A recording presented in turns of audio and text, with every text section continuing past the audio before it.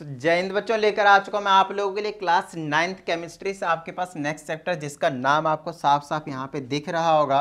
Basically हम discuss करने वाले हैं आज study of gas laws. Yes, हम आज पढ़ने वाले हैं यहाँ पे गैस के लॉज के बारे में। देखिए, वैसे तो ये जो chapter of course gas laws के ऊपर बेस्ड है, और साथ ही यहाँ पे हमें पढ़ना भी गैस लॉ के बारे में ही चाहिए। लेकिन सबसे पहले हमें ये समझना पड़ेगा कि गैस होती क्या है। सबसे पहले तो हमें ये चीज़ समझनी पड़ेगी, ठीक है ना।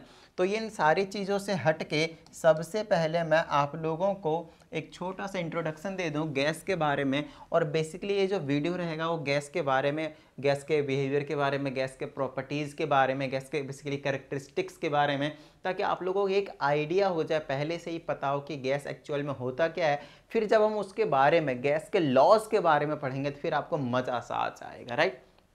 चलिए, तो सबसे पहले हम आपको समझा देते हैं कि गैस का जो सिस्टम रहता है वो सिंपल रहता है यार, कुछ अलग नहीं है। ये आपके पास स्टेट ऑफ मैटर का एक पार्ट है ना। स्टेट ऑफ मैटर का एक पार्ट है कि कोई भी मैटर है ना, वो एग्जिस्ट करता है बेसिकली सॉलिड, लिक्विड या फिर गैस में। ये चीज़ आपने पढ़ा हुआ होगा, है ना। सॉलिड, लिक्विड एंड गैस में, सॉलिड, लिक्विड एंड गैस में।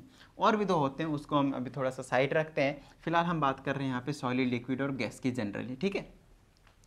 ओके, तो गैस आपको बहुत अच्छे से पता है ना। कुछ एग्जांपल्स अगर आपने देखा होगा तो आपको हाइड्रोजन गैस देखने को मिलेगा, ऑक्सीजन गैस देखने को मिलेगा, नाइट्रोजन गैस देखने को मिलेगा, क्लोरीन गैस देखने को मिलेगा।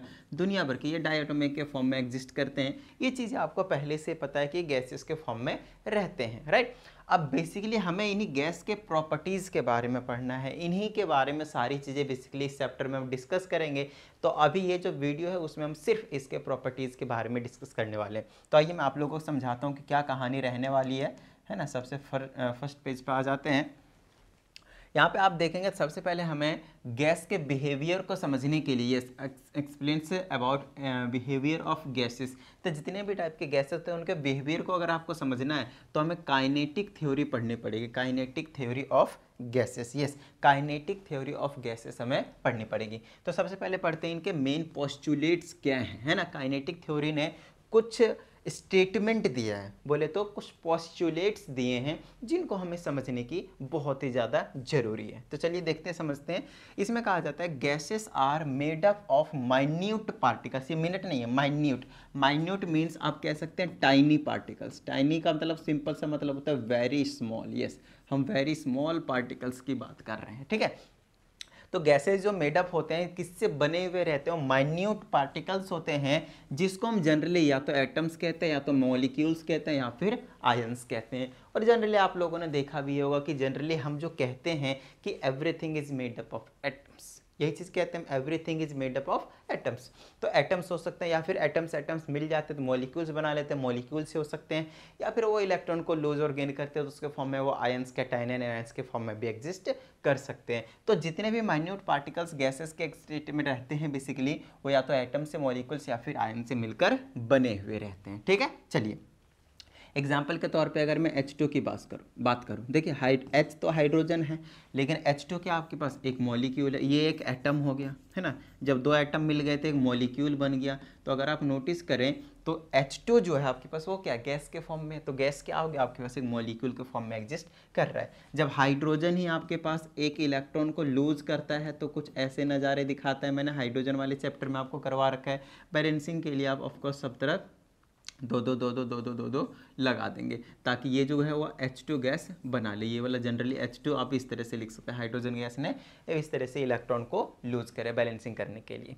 चलिए आगे की बात करते हैं हम। नेक्स्ट आपके पास ये तो फर्स्ट प्रॉपर्टी हुई। अब सेकंड प्रॉपर्टी देखते हैं। कहते हैं the actual volume occupied by the particles is only A small fraction of the entire spaces occupied by the gas.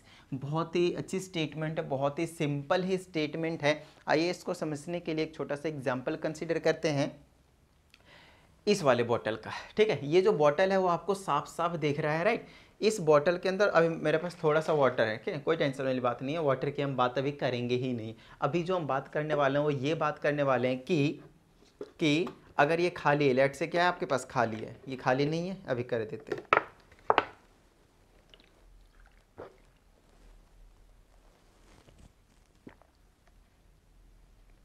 आ जाओ भाई, खाली हो गया। अब चेकआउट करना है हमें कि अगर ये खाली है तो आप ये 100% कह सकते हैं कि इसमें गैस है, और ये मैंने इसको क्या कर दिया, क्लोज कर दिया। ये मैंने क्या कर दिया, क्लोज कर दिया। अब आप क्या कहेंगे कि इसमें गैस है या फिर नहीं है, आप बोलेंगे खाली है, बट गलत, इसके अंदर गैस है और ये कंप्लीटली फिल्ड है विथ गैस। अब मैं ये कहना चाहता हूँ कि अगर मैं यहाँ पे पिस्टन लगाता हूँ और किसी भी तरीके से मैं इन गैस को कंप्रेस करने की कोशिश करता हूँ, यस गैसेस आर कंप्रेसिबल, वो कंप्रेस हो सकते हैं, ऑल्सो एक्सपेंसिबल, एक्सपेंड भी हो सकते हैं, बट फिलहाल मैं बात कर रहा हूँ कंप्रेशन के। तो अगर मैं इसको कंप्रेस करता हूँ तो आप मुझे बताइए, पहले इतना लगभग ये लेट से 1.5 लीटर एग्जाम्पल के तौर पे, ठीक है, 1.5 लीटर इसका वॉल्यूम था गैस का। लेकिन मैं ये कहता हूँ अगर मैं इनको कंप्रेस कर देता हूँ तो आपको पता चलेगा इधर कोने में इतना सा, यस इतने से में ये पूरा का पूरा गैस क्या होगा, इतने से बिल्कुल छोटे से में, इतने छोटे में सारे के सारे गैस क्या हो गए आपके पास, कंप्रेस होकर एक जगह आ गए। अब हो गई ना बात, कहता है एंटायर वॉल्यूम का गैस क्या करता है, कुछ छोटा सा पार्ट, बहुत ही ज्यादा स्मॉल सा पास है ना, एक्चुअल वॉल्यूम जो इसका रहता है occupied by the particles, by the particles is only A small fraction, yes पूरे का स्मॉल फ्रैक्शन रहते हैं, बिल्कुल छोटा सा वॉल्यूम में ये एग्जिबिट करते हैं, बेसिकली स्पेस को ऑक्यूपाई करते हैं पूरे एंटायर वॉल्यूम का। इतनी बात समझ में आ गई। फॉर एग्जांपल अगर ये मेरे पास ये रूम है, इस रूम में जितने भी गैसेस हैं सबको मैं कंप्रेस कर दूं तो ये जो ढक्कन दिख रहा है ना आपको, ये जो लीड दिख रहा है इसमें, इसके अंदर वो सारे के सारे आ जाएंगे। तो आप पहले इस वॉल्यूम देखिए इस रूम का कितना ज़्यादा है और इसका वॉल्यूम देखिए कितना ज़्यादा है। फ्रैक्शन ऑफ वॉल्यूम की बात करेंगे, पूरे वॉल्यूम का बहुत ही ज़्यादा कम जो है ऑक्यूपाई करता है कौन, गैस। इसका मतलब ये है कि अगर आप गैस को रखना चाहते हैं तो आपको टेंशन लेने की ज़रूरत नहीं है ना, टेंशन लेने की ज़रूरत नहीं है। बहुत ज़्यादा अमाउंट में जो आपके पास गैस रहते हैं वो बहुत ही ज़्यादा कम में हो जाता है। आपने एलपीजी का नाम जरूर सुना होगा घर में, जिससे हमारे घर में है ना खाना बनता है, तो लिक्विफाइड पेट्रोलियम गैस होता है, क्योंकि इसको लिक्विफाइड करके रखते हैं। अब देखिए ये होता है एक्चुअल में गैस है, होता है एक्चुअल में क्या आपके पास गैस है, लेकिन सिलेंडर के अंदर कंप्रेस कर रखते हैं। मैं आप सिंपल सी बात बताता हूँ, गैस को सारे जितना आपके घर के सिलेंडर है उसको आप ऑन कर दीजिए, छोड़ दीजिए, खोल दीजिए। खोलने के बाद आप बस इतनी सी बात बताइएगा कि उसका जो वॉल्यूम होगा वो कितना होगा। वैसे तो 14.2 लीटर के आसपास का आपका वॉल्यूम रहता है जब सिलेंडर के अंदर, लेकिन जब मैं उसको छोड़ दूंगा एक्सपेंड करेगा, पूरा पूरा एकदम भरेगा, तो कितनी दूर तक इसकी स्मेल जाएगी, ठीक है ना, कितनी दूर तक इसकी स्मेल जाएगी, आप खुद बताइएगा कहाँ कहाँ तक ये फैल गया। तो क्या इतना ज़्यादा वॉल्यूम था, तो सिंपल सी बात हो गई ना कि बहुत ज़्यादा वॉल्यूम में ये फैल सकता है, बट फिर भी हमने एक सिलेंडर के अंदर उसको भर दिया, तो बहुत सारे वॉल्यूम नहीं, इसको छोटा सा फ्रैक्शन ऑफ वॉल्यूम की नीड होती है। नेक्स्ट पॉइंट की बात करते हैं हम। कहता है the particles of a gas are in rapid motion in straight lines until they collide with each other or with the wall of the container. The pressure exerted by the gases are the results of the collision. छोटी छोटी सी line है, कहता है कि जितने भी gases होते हैं उनके जो पार्टिकल्स होते हैं वो हमेशा रैपिड मोशन करते हैं इन अ स्ट्रेट लाइन, यस हमेशा। जैसे कि अगर मैं फिलहाल की बात करता हूँ, हम माइक्रोस्कोपिक लेवल पे अपने को जाना पड़ेगा इस चीज़ को बहुत अच्छे तरीके से देखने के लिए, बट फिलहाल हम अज्यूम करके आपको हम समझा देते हैं। इसके अंदर गैस फील्ड है, ये चीज़ आपको बहुत अच्छे से पता है, ठीक है, गैस फील्ड है इसके अंदर। अब इसके अंदर के जो गैस के मॉलिक्यूल्स है वो हमने पहले ही बता दिए, वो माइन्यूट पार्टिकल्स होते हैं, बहुत ज़्यादा छोटे छोटे होते हैं, बट वो आपस में ना स्ट्रेट लाइन में सीधा सीधा एकदम जाते रहते हैं। क्या करते हैं, वो मोशन में रहते हैं, यस रैपिड मोशन, मतलब बड़ी तेजी से आपस में वो मूव ऑन कर रहे हैं, यस मूव कर रहे हैं। अच्छा कब तक मूव करते हैं, तब तक मूव करते हैं स्ट्रेट लाइन में, मूव तो हमेशा करते रहते हैं, लेकिन मैं ये बात कर रहा हूँ कि कब तक मूव करेंगे स्ट्रेट लाइन में, जब तक वो किसी और से ना टकराया जाए। किसी और से टकराएंगे तो उनका डायरेक्शन चेंज हो जाएगा और फिर से वो दूसरे स्ट्रेट लाइन में ऐसे ऐसे जिगजैग लाइन में नहीं, स्ट्रेट लाइन में वो मूव करना शुरू कर देगा दूसरे वाले स्ट्रेट लाइन में। क्या इतनी बात समझ में आ गई आप लोगों को, डन है। चलिए आगे की बात बताता हूँ मैं आप लोगों को, इसमें बोला है विथ ईच अदर।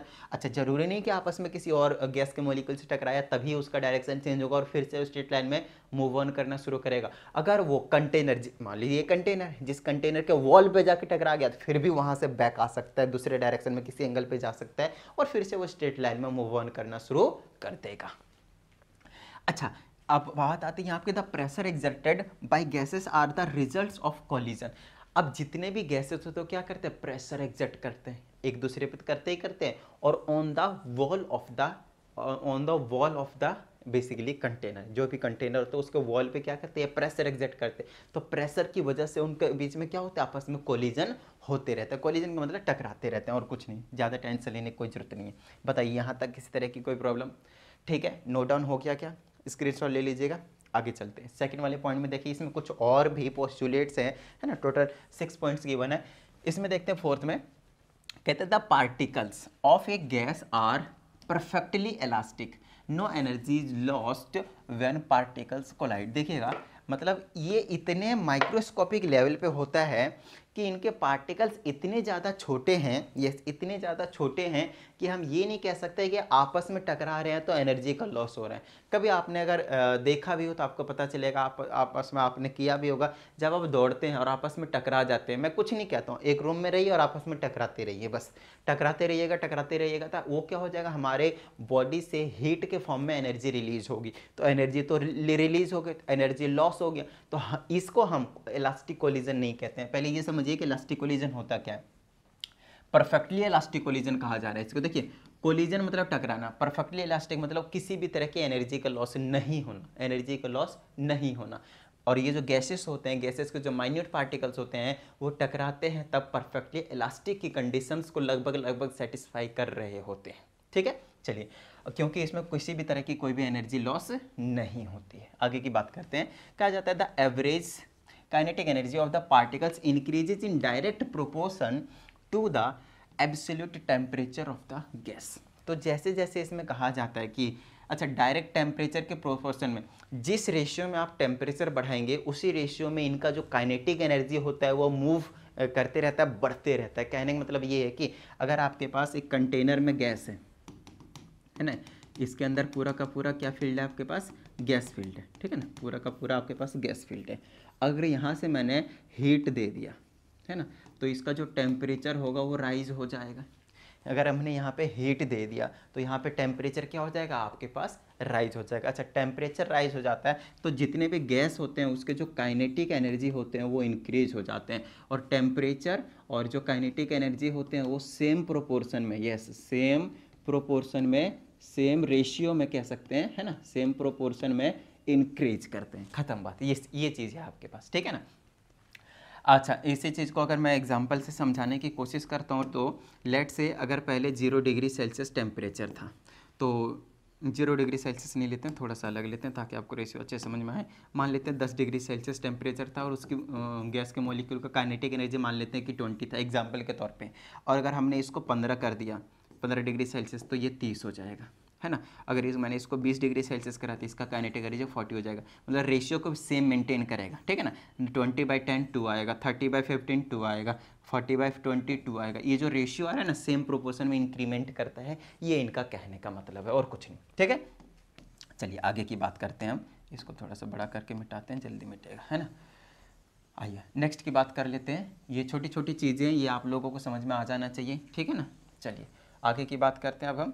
नेक्स्ट है आपके पास intermolecular force of attraction between particles of a gas is negligible. देखिए सिंपल सी बात बताता हूँ आप लोगों को, अगर आपके पास गैस के मॉलिक्यूल हैं इस वाले कंटेनर में, लेट से एक मॉलिक्यूल यहाँ पे एक मॉलिक्यूल यहाँ पे, तो इनके बीच में ना फोर्स ऑफ अट्रैक्शन की जो बात करते हैं, फोर्स ऑफ अट्रैक्शन वो नेग्लिजिबल रहता है। देखिए नेग्लिजिबल रहने के लिए भी बहुत ज़्यादा सिंपल सा रीज़न है, वो ये है कि ये लगभग मैं कह रहा हूँ लगभग मास लेस रहते हैं। एक चीज़ आपको हमने पहले ही बता दिया कि गैस के जो पार्टिकल्स हैं वो माइन्यूट हैं, बहुत ज़्यादा वेरी स्मॉल पार्टिकल्स हैं। अच्छा वेरी स्मॉल पार्टिकल है तो उसका मास जो है वो लगभग ना के बराबर, लगभग कह रहा हूँ मैं, बहुत कम होते हैं, जिसकी वजह से उनके बीच में फोर्स ऑफ अट्रैक्शन उतना ज़्यादा नहीं होता है, दूर होते हैं, उनके बीच में फोर्स ऑफ अट्रैक्शन नहीं लग पाता उतने अच्छे तरीके से। इसीलिए हम क्या कह रहे हैं कि इंटरमोलिकुलर फोर्स ऑफ अट्रैक्शन मतलब एक गैस के पार्टिकल और दूसरे गैस के पार्टिकल के एक दूसरे को बहुत तेज़ी से अट्रैक्ट नहीं करते हैं, ख़त्म बात। और ये था आपके पास काइनेटिक एनर्जी के काइनेटिक थ्योरी ऑफ गैस के पोस्टुलेट्स, बहुत ज़्यादा इंपॉर्टेंट, ये सारी चीज़ें आप लोगों को पता होना चाहिए। चलिए एक चीज़ और डिस्कस करते हैं, उसके बाद हम इस वीडियो को दी एंड कर देंगे। और नेक्स्ट वीडियो बहुत बहुत बहुत बहुत ही ज़्यादा इंपॉर्टेंट होने वाला है, क्योंकि वहाँ पे हम डिस्कस करेंगे गैस के loss, Boyle's law, Charles law, gas equation, दुनिया भर की चीज़ें आती हैं वहाँ पे, तो उसको हम आपको समझा देंगे। ठीक है, मज़ा सा आ जाएगा। फिलहाल हम इसकी बात करते हैं प्रॉपर्टीज ऑफ गैसेस। ये चीज़ें आप लोगों ने पहले ही देखा हुआ है। यस, प्रॉपर्टीज ऑफ गैसेस कोई बड़ी चीज़ नहीं है, ये आपने पहले ही समझा हुआ है। छोटे छोटे क्लासों से ये बताते आते हैं कि गैस के पास ना कोई डेफिनेट शेप होता है, ना कोई डेफिनेट वॉल्यूम होता है, मतलब उसकी वॉल्यूम भी फिक्स नहीं है। अभी मैंने आप लोगों को एग्जाम्पल देकर समझा ही दिया था, है ना। और कोई डेफिनेट शेप भी नहीं होता है, जिस भी कंटेनर में डालते हैं उसी का शेप ले लेता है। नेक्स्ट की बात करते हैं, gases exert pressure in all direction. अब एक चीज़ आपको पता होनी चाहिए, जो गैस के मॉलिक्यूल्स होते हैं वो हर डायरेक्शन में प्रेशर एक्सर्ट करते हैं। जिससे टकराएंगे उसी पे प्रेशर लगा देंगे, है ना। कंटेनर के वॉल से टकराएंगे तो उसी पे प्रेशर लगा देंगे। कहते हैं gases are easily and highly compressible. ये चीज़ अभी मैंने आप लोगों को बता भी दिया था कि गैसेस क्या होते हैं, आसानी से कंप्रेस हो जाते हैं, है ना। वो चीज़ एलपीजी गैस का सिलेंडर का एग्जांपल दिया, इतना सारा गैस और इतनी बड़ी टंकी में सारा डाल दिया, इसका मतलब वो बहुत ही अच्छे तरीके से आसानी से कंप्रेस हो जाते हैं, है ना। चलिए नेक्स्ट की बात करते हैं हम, gases are indefinitely of course expansible. ये भी क्या होता है, एक्सपेंड करते हैं, कब, जब हम टेम्परेचर को इंक्रीज करते हैं, यस, टेम्परेचर को इंक्रीज करते हैं। नेक्स्ट की बात करते हैं, गैसेस डिफ्यूज और डिस्पर्स। देखिए डिफ्यूज और डिस्पर्स का मतलब होता है मिलना, है ना, मिलना, ठीक है, मिलना, ये भाई इधर आना, मिलना, है ना, आपस में मिक्स हो जाना, मिक्स हो जाना, ठीक है ना, मिक्स हो जाना, खत्म बात है। नेक्स्ट की बात करते हैं, disperse with no outside help. मतलब अगर हमने बाहर से कुछ भी धक्का नहीं मारा, एक एग्जांपल के तौर पे देखता हूँ, मान लीजिए एक क्ले है ना, क्ले एक छोटा सा इतना बड़ा है, एक दूसरा क्ले इतना, इन दोनों को मैंने पास में रख दिया, पास में इन कांटेक्ट रख दिया बेसिकली, तो क्या ये धीरे धीरे धीरे धीरे आपस में मिक्स हो जाएंगे? नहीं होंगे, खत्म बात, नहीं होंगे, है ना। इनको मिक्स करने के लिए हमें एक्सटर्नल फोर्स लगा के ऐसे ऐसे मिलाना पड़ेगा, तब जाकर ये कंप्लीटली क्या होंगे, मिक्स होंगे। लेकिन गैस के केस में ऐसा नहीं है। गैस अगर आपके पास एक ये कंटेनर है और यहाँ से मैंने होल कर दिया है ना, यहाँ से मैंने होल कर दिया, इसको ऐसे करते हैं, ये ऐसे ऐसे बनाया और यहाँ से मैंने होल छोड़ दिया है, यहाँ पे एक और कंटेनर बनाया और ऐसे करके मैंने छोड़ दिया, और यहाँ से मैंने इन दोनों को कांटेक्ट में रख दिया। इसके अंदर ऑक्सीजन गैस है, इसके अंदर हाइड्रोजन गैस है, ये आपस में मिक्स हो जाएंगे। यस, ये आपस में क्या हो जाएंगे, मिक्स हो जाएंगे। लीजिए भाई, तो यहाँ से क्या हो रहा है, गैसेस क्या हो रहे हैं, डिफ्यूज हो रहे हैं आपस में। आप लोगों इसका बेस्ट एग्जांपल देता हूँ, जब हम घर में धूप बत्ती जलाते हैं या फिर किसी भी तरह का अगरबत्ती या फिर परफ्यूम छिड़कते हैं, किसी भी तरह का जो गैसेस के फॉर्म में होते हैं, जब हम उसको बाहर निकालते हैं तो वो क्या करता है, गैस के साथ मिक्स हो जाता है। यस, किसके साथ, एयर के साथ, एयर के साथ मिक्स होते हैं और हमारे नॉस्ट्रिल तक आता है। और गैस्ट्रेटरी रिसेप्टर जो होते हैं, है ना, सॉरी, गैस्ट्रेटरी तो टेस्ट के लिए है, आपके पास जिम में होता है, और जो ऑल्फैक्टरी रिसेप्टर जो नॉस्ट्रिल में होता है वो उसको डिटेक्ट करके ब्रेन के पास मैसेज सेंड करता है कि भैया आया कुछ, देखो मस्त खुशबू आ रही है, जल्दी से आप एक्सेप्ट करो। तो वो हम कर लेते हैं, वो हमारा बात का काम है। मेरा ये कहने का मतलब ये है कि जो गैसेस के फॉर्म में होते हैं वो बड़ी जल्दी तेज़ी से डिफ्यूज हो जाते हैं, आपस में मिक्स हो जाते हैं, ख़त्म बात।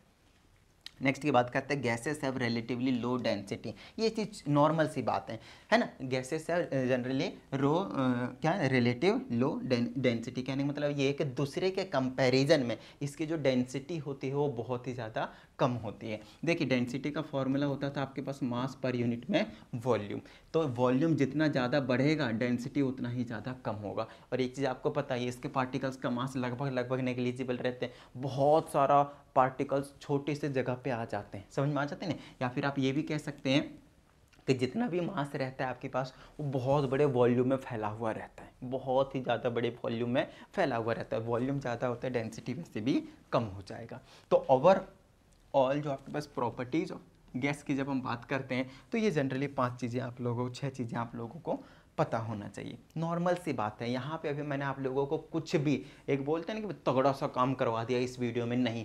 ये एक जनरली मैंने आप लोगों को इंट्रोडक्शन वीडियो दिया है, इसमें कुछ ज़्यादा रॉकेट साइंस मैंने आप लोगों को बताया नहीं है, लेकिन अगली वीडियो में ज़रूर बताऊँगा।